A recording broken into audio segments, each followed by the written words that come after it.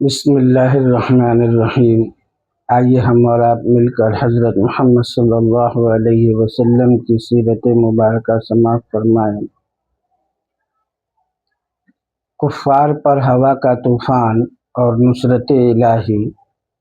بالآخر خداوند کریم نے اس بڑے سر و سامان جماعت کی امداد فرمائی اور لشکر کفار پر ہوا کا ایک ایسا طوفان مسلط فرمایا کہ خیموں کی چوہیں اکھڑ گئی،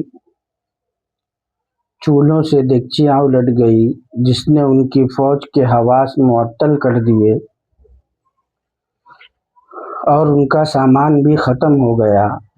ادھر حضرت نعیم بن مسعود نے ایک ایسی تدبیر کی کہ جس سے کفار کے لشکر میں پھوٹ پڑ گئی۔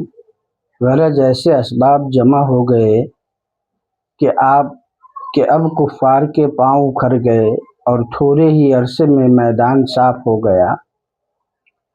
واقعات متفرقہ۔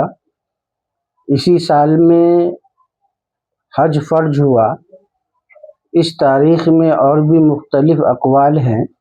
اس سال ماہ جمادی الاولیٰ میں حضرت صلی اللہ علیہ وسلم کے نواسے عبداللہ بن عثمان رضی اللہ عنہ یعنی رقیہ رضی اللہ عنہا کے صاحبزادے فوت ہوئے، اور آخر شوال میں عائشہ صدیقہ رضی اللہ عنہا کی والدہ کی وفات ہوئی، اور ذی قعدہ میں زینب بنت جحش آپ صلی اللہ علیہ وسلم کے عقد میں آئی۔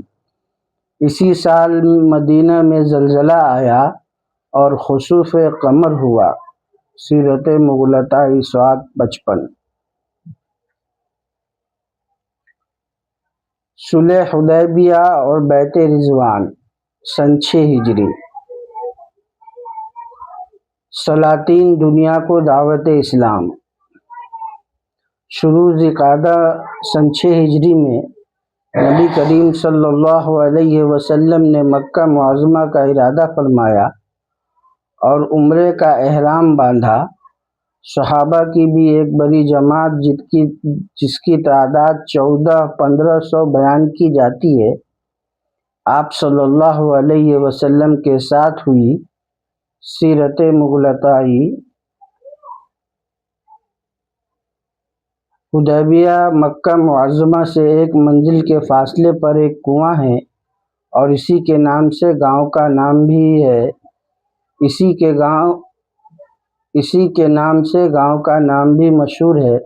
آپ صلی اللہ علیہ وسلم نے وہاں پہنچ کر قیام فرمایا۔